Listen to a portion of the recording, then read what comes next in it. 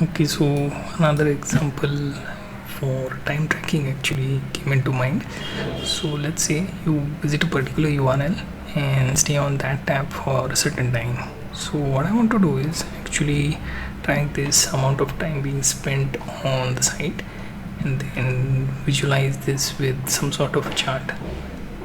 Okay, so this is the PID I made for the requirement, and it contains the user flow as well, right? So user installs addon, then begins tracking time on active tab, and then it can view the toolbar icon to get into dashboard where we see the donut chart with the list of site and the amount of time being spent on it. This is the prompt that we will be feeding the cursor and the code examples, right, so that it can generate. So I'll copy this and open cursor. So here I will create a folder, and within temp directory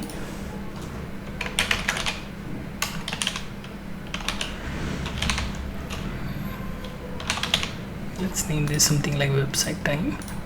Open the folder, inside which I will create .cursor folder, and then prd.md, and then also one more thing, which is execution.md, right? So this particular prd.md I'll be showing by separating this file into code and the PID. You can see how it can generate the execution MD in such way that we'll be able to get our work done.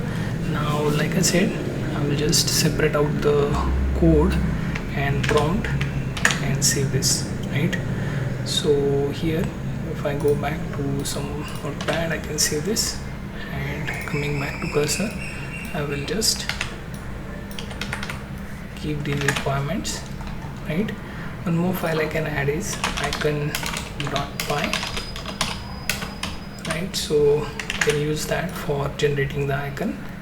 So I made this through DeepSeek, right? So I'll copy this and then paste that particular DeepSeek code recommendation, right? Currently few size are supported and cursor may update this. So I will try and add PRD, right?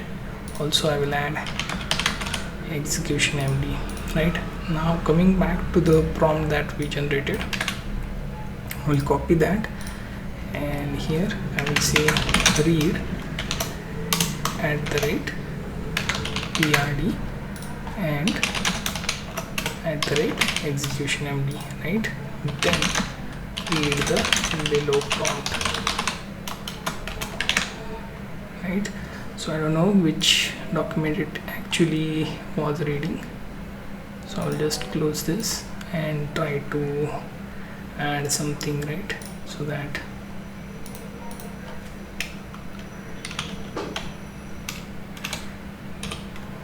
I will just copy and paste from there to here. This way I can bypass the reference there. Now read @icon.py and then use it to generate placeholder icons at the end of the project, right? Use PowerShell commands, right? Now I can hit enter. Also I'm choosing Claude here just to be on simple site. You can also use Gemini, but I think currently Claude gets the work done quickly, so I'll be using that. So we started with manifest files, and from here you can see we'll be adding more files like background.js, then pop-up, and also one more file which is content. In this case it could be different as well, apart from pop-up.js, pop-up HTML and background.js, right? So these are some of the files which we need, right?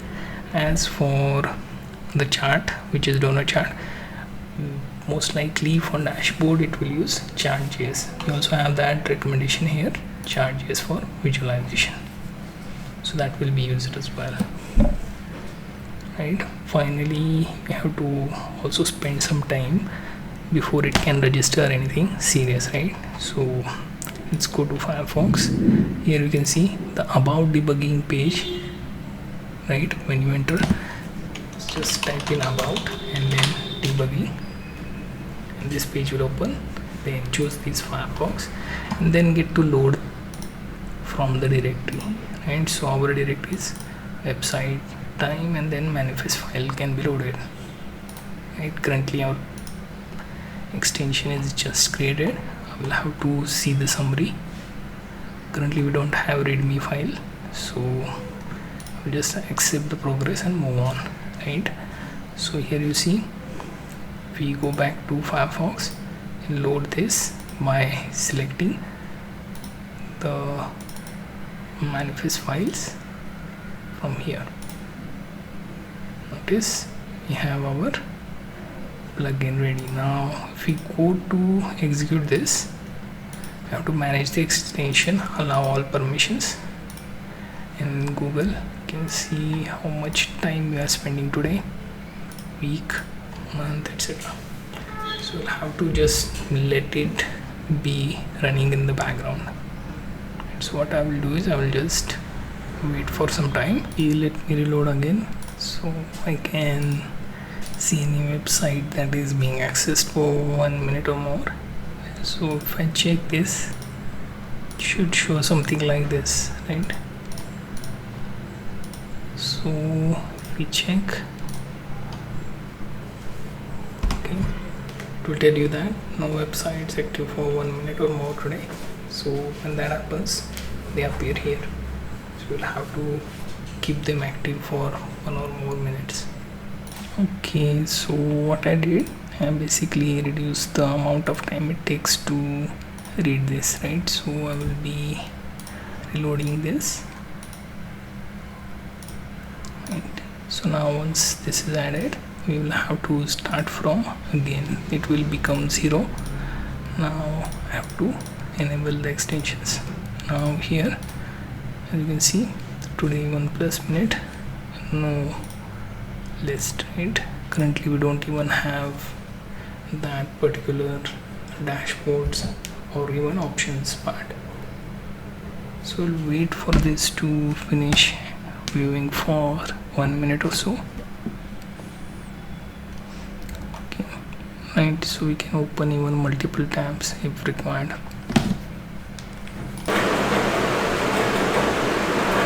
Okay, so just going to reload the extension, see if that changes the data. Okay, so now it logs the multiple site. Okay, you can see the donut chart as well. There is also debug information. I don't know why it is appearing, it shouldn't. Right, so I will try to remove this, right? So you can see we don't need block to appear. Other than that, plugin or extension works as expected. Right, so if I go back here, check the extension, you can see the time is being logged and it's in donut format. Also the website URL and spent time is also visible here. Going back to cursor, you can see what it says. Okay, so it should just hide the debug panel, only show when explicitly needed. Okay, so data being tracked, displayed, everything looks fine, right? So you just have to comment or most possibly hide that. So it's going to be updated now, so which means we have to reload it once finished. So here you see it is updated. I will save the changes, come back here, load the extension, manifest files, and when open we can go here into extension, manage, then allow the permissions. Now here we can click for time, right? So we'll wait for it to show up. Now if we update and check, you will notice the debug information is gone. Now I can view this. So if I spend more time on other tab for more than 15 seconds or so, that should also work. So we'll see what we can do. So we are on another tab. Within the same domain I can go from one place to another, hopefully. And so let's browse few pages.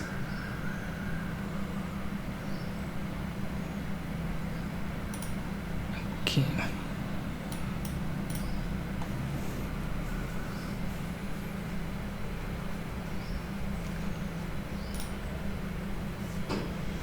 Right, so let's see if it logs any other update. Right, the issue with this was basically it was having coarse errors, which means if you are using CDN or so, then taking that data from external website to render your current chart within browser would throw coarse errors, right? So coming back here, we check, and now we have like two sides being visible like this. So now the extension works.